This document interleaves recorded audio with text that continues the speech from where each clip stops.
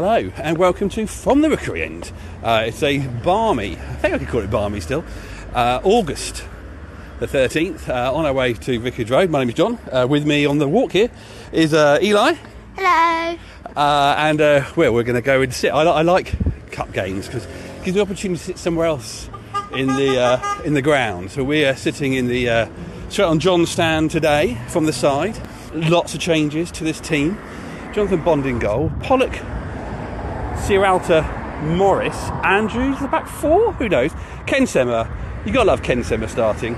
Loser, Deli Bashiru, who we did talk him up and big him up on the podcast this week, on the weekend, as he grew into the game away at Millwall. We also get to see Tom Ince from the start and Rivich from the start, but also Vata. We're getting quite excited about a couple of those players. Rocco Vata, probably the one I'm most looking forward to seeing, but also interested in seeing Iman Loser, who's starting, to see if, is this a player who's playing for a place in the Watford squad? But we shall see as we head towards Vicarage Road. But before the game starts and before we get there, I think I've downloaded I've got the tickets, Eli, don't worry. DCW's done a bit of research. Done a bit of basically I think he's done an exercise to see if we should be getting excited about this League Cup, because there's a lot of disdain towards the League Cup. It's a bit weird in the sense of when it starts at the beginning of the season, is it a distraction from us settling into the league? And ultimately, is it worth it? But Dave's done a bit of research, a look back on Watford and how well we've done in this league, how well we've done in this cup. So let's see if we feel better after hearing from DCW his roundup of Watford in the League Cup.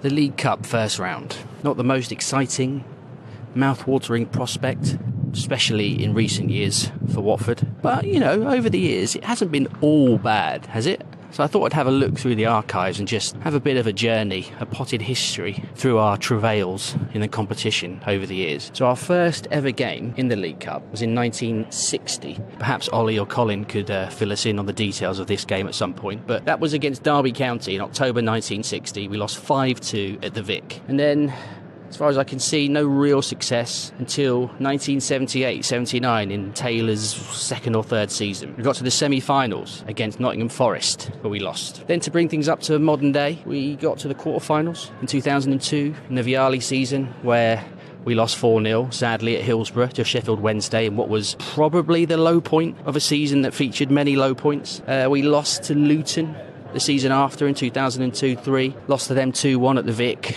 That game most memorable for two things, really. One, a Matty Spring belter from 30 yards into the top corner for Luton, if I remember correctly, and also some of the Luton fans storming the pitch before the game, with one of them pathetically brandishing a corner flag as a weapon as he charged towards the Rookery End. And then 20 years ago to this very season, in 2004-05, under Ray Lewington, we had a storming League Cup run to the semi-finals. Here is the road to the semi-finals. Probably won't remember the early rounds, so I'll fill you in now. Round 1, we beat Cambridge United 1-0 at the Vic. Andy Ferrell scoring for Watford. Remember him? Geordie lad, only thing he ever did for Watford, but he played his part. Round 2, away to Reading, beat them 3-0. Goals from Hammer Buatsa, Neil Cox and an own goal. Round 3, Sheffield United away, 0-0, and we squeaked it 4-2 on penalties. Round 4, this is where it gets interesting. Southampton at home. Steve Wigley's Southampton at home. We hammered them 5-2. Goals from Buatsa, James Chambers, 2 for Bruce Dyer, and that amazing volley by Heider Helgeson. And then that set us up with a quarter-final against Southampton's rivals, Portsmouth, who were in the Premier League at the time, of course, and we saw them off with ease. 3-0, a brace for Helgeson, another goal for Bruce Dyer, and that, of course, led to a semi-final over 2 legs against Liverpool. In the season that they would go on to win the Champions League, they beat us 1-0 at the Vic and then 1-0 at Anfield. And as far as I can remember, he didn't really lay a glove on them, but I suppose 2 1-0 defeats to Liverpool, respectable for Watford. So that was a good cup run. How's it been since? more bad than good. In 2008, we did get to the quarter-finals then. Lost to Spurs, who were the eventual champions that season. Their last trophy, in fact. We lost to Spurs 2-1 at the Vic. Tamas Priskin gave us the lead with a great goal, twisting and turning in the penalty area before firing into the bottom corner past a despairing Aurelio Gomez. Since then, we got to round 4 in 18-19 under Javi Gracia. Lost 2-0 to Everton, Goodison Park. In fact, the first game of the Pozzo era was in the League Cup. It was in the 12-13 season. For some reason, the League Cup started before the EFL season proper. So the League Cup started on a Saturday in August that season, where we beat Wycombe Wanderers after extra time 1-0 with Chris Uwelamo scoring the only goal. Now, of course, tonight we're playing MK Dons, who we did play in this competition 2 seasons ago at the Vic in the same round, and they beat us 2-0. Let's hope that's not the same tonight. But we've actually played at MK Dons in the League Cup, but not against MK Dons. In that 18-19 season, we beat Spurs 2-0 at MK Dons Stadium because they were at Wembley at the time, and Wembley was booked, basically, that night, and the Tottenham Hotspur Stadium obviously wasn't ready yet, so they had to find somewhere to play, and MK was the choice that they came up with. But obviously in recent times, it has been slim pickings, to say the least, for Watford in the League Cup. So here are the teams that we've lost to in rounds 1 or 2 since the competition went to single leg ties in the first and second rounds in 2001, because before that, in this competition, in the first and second rounds, they were over 2 legs. Then it went to single leg ties in the third round. Mad competition. Don't know why that was a thing, but thankfully they got rid of it. So the teams we've lost to in the first or second round since then: Luton, Bristol City twice, Southend, Leeds, Notts County, Bristol Rovers, Bradford, Norwich, Doncaster Rovers, Preston, Gillingham, Newport, MK Dons and Stevenage. So there have been some flat nights in the first and second round of the League Cup in recent times. Let's hope tonight isn't another one of those occasions. But to give us some hope that we could, despite our humble status as a, let's say, championship also ran at this stage, there have been some EFL teams that have reached the semi-finals or better in recent times. Bradford famously reached the final in 2012-13. They beat us on the way to the final in the second round that year, actually, but they got to the final, they lost to Swansea. Sheffield United, who were also in League One, they got to the semi-finals in 14-15. Cardiff, who were in the Championship, they got to the final in 11-12. And in 18-19, Burton Albion got to the semi-finals, but they did lose 10-0 on aggregate to Man City, which is something I think we can sympathise with in a way. So the League Cup first round, sometimes good, more often than not so good. But who knows, maybe this year, 20 years on from that semi-final run under Lewington, maybe history could repeat itself and we go on an unlikely cup run. Fast forward 2 hours. Final score here at Vicarage Road: Watford 1, MK Dons 2. We are at half-time, and DCW, unfortunately, your clever joke there will not happen. 2-0 already to the Hornets. We can't lose it 2-1. Well, okay. We can lose it, we can't lose it 2-1. Absolutely. Look, every time we get one of these draws in the Carabao Cup, either the first round that we're in now or the second round, you just think, well, this is a good opportunity to turn up, just do a job, put a bit of minutes in the legs, in the tank, and get a bit of confidence, build a bit of momentum. And always seem to find it so hard. Yeah. Always, without fail, we get here and we're like, oh, I should have been like everyone else and stayed at home. Tonight, at half-time, different kettle of fish. Absolutely. Get it? Different kettle of fish. Absolute dream come true for Mattie Pillock. He's captain tonight as well. And he's the first Watford player named after a fish to score since Hake Livermore or Cod Thomas. I'm not sure which one it is. Also, luckily for him, he's a Man United fan, and I wonder if Eric Ten Hag is at home watching and going to put an order. Probably closer to it. Probably be Stingray Lewington. That'll be plenty more where that came from. Oh my God! Although, funnily enough, my God, I hope not. Funnily enough, we asked where the goals are going to come from in this Watford side. Well, it's obviously the centre backs. Pollock scored, great header by the way, and Sierralta crashed one against the bar as well. Yeah. Well, it's been after Saturday, Mike. So that's what we'll do with you. Compared to Saturday, we saw a formation, we saw a way of playing, and you think early in this season, you sort of want to. That's an important thing to keep going, and if you can see it through a depth of squad, 9 changes here, and it's still playing out that way, that's for me, that's a good sign. Yeah, it's absolutely key. I think it's about momentum at this time of the season. And as you say, John, we at the weekend at Millwall, we did see what Tom Cleverley was trying to do, the intensity, the passing. It was our undoing a little bit, and like you say, that clear formation, the pattern of play, something we've been looking out for a long time with the Watford side. We haven't really been able to see one emerging, and it's already under Tom Cleverley. It is emerging, but what was really important, and alluded to it at the start of this bit here at half time, is that we carry that on. Games like this are difficult. We're looking out over the Graham Taylor stand's not open. Empty, yeah. Half the there are a few Milton Keynes fans here making a decent noise, not endearing themselves to anyone, talking about how stinking rich they are. Now they've been taken over by a Kuwaiti consortium, so they continue to make friends and influence people. But these are difficult games to get going in sometimes. The atmosphere's a bit flat. You look around it's got all the trappings of a pre-season friendly, really, but not a bit of it from Watford. You mentioned quite a few changes, but still, if you go through that lineup, that's not necessarily a side that would look out of place in the Championship for us. If that was a Championship starting side, we wouldn't be massively surprised. And to give them credit, they've come out, they've carried on in that shape, carried on playing with that intensity, and for all intents and purposes, they've really made it quite easy for themselves. As you'd hope, we're playing a League Two side. They lost at home at the weekend, so they've had a rough start. But Watford are looking as much better than their opposition as they should be, and I think that's credit to Tom and credit to the guys he selected. Yeah, I'm going to catch up with Jace after game, so a full rundown of it all. But Vata, yeah, it's one of my thoughts, but I think felt a lot more accomplished than I thought as well. Real bright spark, isn't he? And that's kind of what everyone who's been to the pre-season friendlies has said. They've seen him as being the one that's the get off your seat type player, and you can see why. And he's a youngster, but the way he holds himself and the way he plays his game, he is absolutely intent on making a mark on this match. Lovely snapshot towards the end of the first half. I think the keeper either just went wide or the keeper had saved it, can't remember, but he got it away really quickly. And for him to have that quickness of thought, the willingness to do it, Watford have looked so devastatingly ponderous for the last sort of year, 18 months in front of goal. We still need that striker, but players like him doing stuff like that is encouraging. Massive caveat, Carabao Cup against a League Two opposition. But you're absolutely right, John. He is one that's he's caught the eye. Yeah, really excited to see him. Now we're looking around. I'm in the Southampton John. Don't normally do that. Near the dugout, near the back room.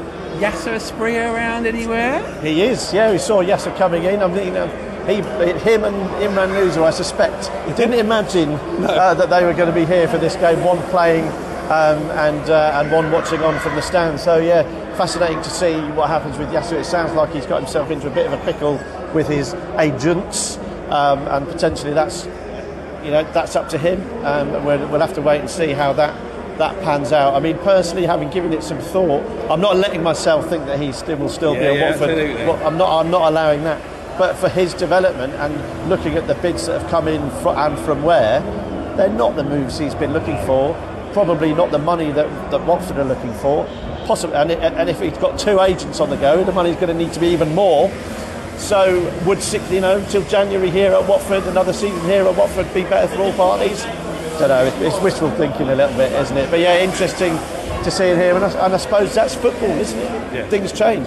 We thought we wouldn't see him set foot in Vicarage Road again. Certainly not as a contracted Watford player, but here he is. There's a while to go yet in the transfer window. Absolutely. But interesting. These things can happen very last minute, and it can all happen. Very quickly, as we've seen of a lovely last day on Sky Sports. So we're going to head out for the second half. Back it later. I'll catch Jason at the garage as we walk home. But all good so far. Yeah, and you've got 45 minutes plus pens maybe to come up with some more fish pens. Not fish pens, fish puns.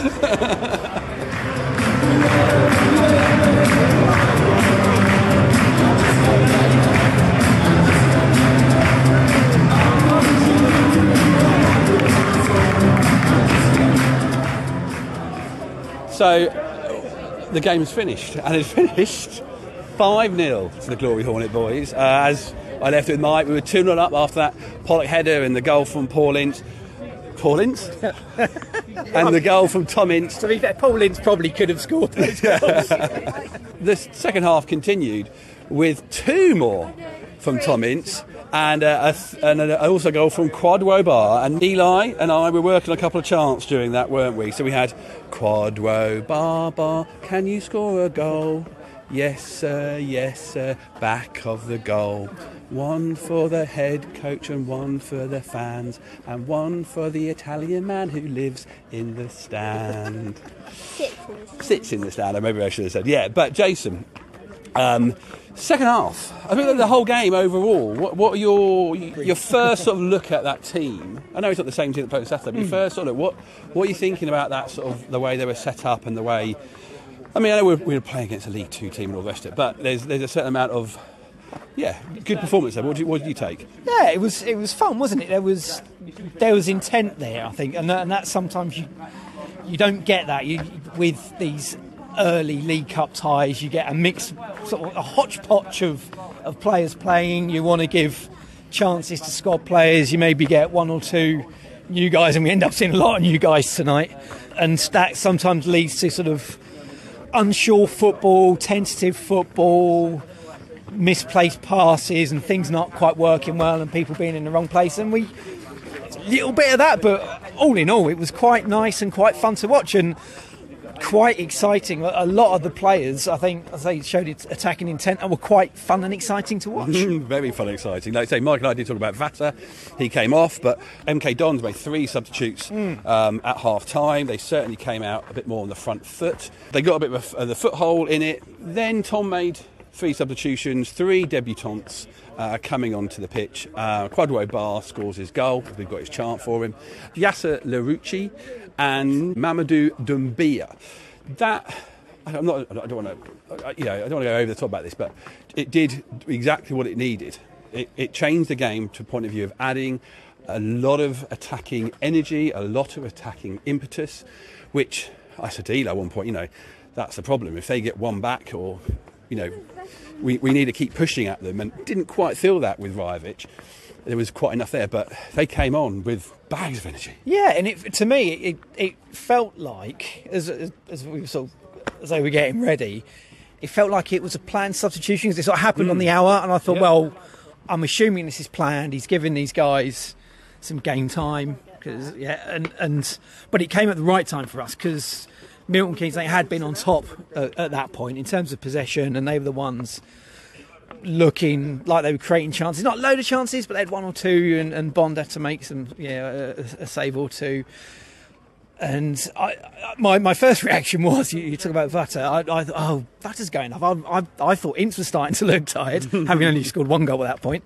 And I would have preferred Ince to go off and kept Vata on, but he made those changes, and straight away there was an extra sort of zip and energy about the team. And sometimes, on my soapbox, I don't like the 5-sub thing, really. I think it disrupts teams and not makes a mockery of games. It just feels like it can change games the wrong way, and everyone seems to feel that they need to make and use all 5 subs to give players game time, and sometimes you think, well, do you really need to do that? If things are going well, we need to keep things solid. But today it was just brilliant. All the players that came on looked really good and had something about them, whether that's a point to prove, trying to get themselves into the starting 11 for the league games, and it just it was fun to watch.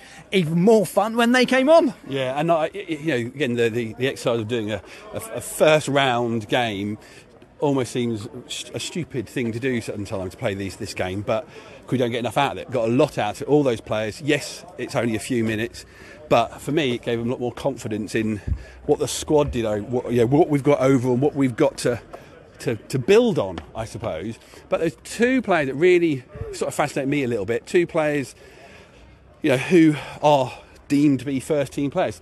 Tom Ince, but also Imran Loser sort of really grew into that game, and I felt he was lost, and I think I was sat next to Ollie Wicken. He sort of said he looked like he had no confidence whatsoever. But the 2 of them, I think they got a lot out of that game.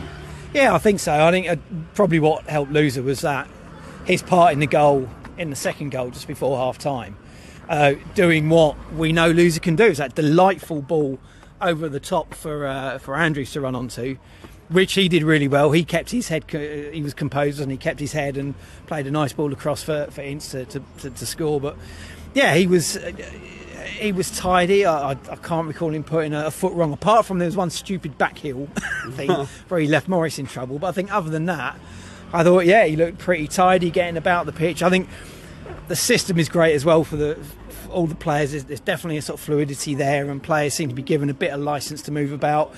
And Loser was doing the work to cover players as well, where we're getting players forward on the right-hand side. There was a point where Andrews had gone forward and Loser's dropped in sort of almost in the right-back slot and helping the defence out. So, yeah, happy to see that performance from Loser. You think you sort of question whether does he still want to be around given what happened last season with the loan move and everything. But, yeah, nice performance from him tonight, I thought. Okay. Well, I'm going to push you now, Jason. Who is your new favourite Watford player? Oh, blimey. Now you see, I normally like a left back, but we haven't got any, so because we're playing 3-4-2-1. It's early days, isn't it? If you want me to look at that game, and pick a player from there, I just like Baah when he came on. Just his energy and his direct running and the pace, the backflip celebration. Yeah, that was amazing. He was probably a bit fortunate with the goal. The goal, he probably felt he could have done better with that one as well as Ince's second. But, the backflip for me also got me extra excited, and I did say that does make me a cheap football fan, that I get overly excited because he can do a backflip, and I do enjoy that. But yeah, just felt a little bit more like he's going to sort of bed in and maybe a little bit quicker. I think that's probably why I preferred him. Yeah. But I think overall there were options. It was a shining through for the new system.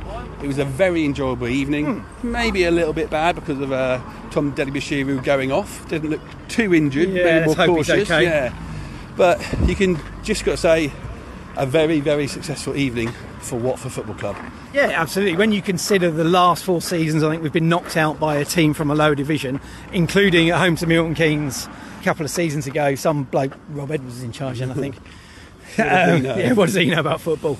It makes a nice change, doesn't it, to be in the hat for the next round and seeing a performance like that. We've been worried about where we're going to score goals from this season. We've played 2 games and we've scored 8. It's fantastic. Can we play against that goalie every week though? That's the only thing I'd say.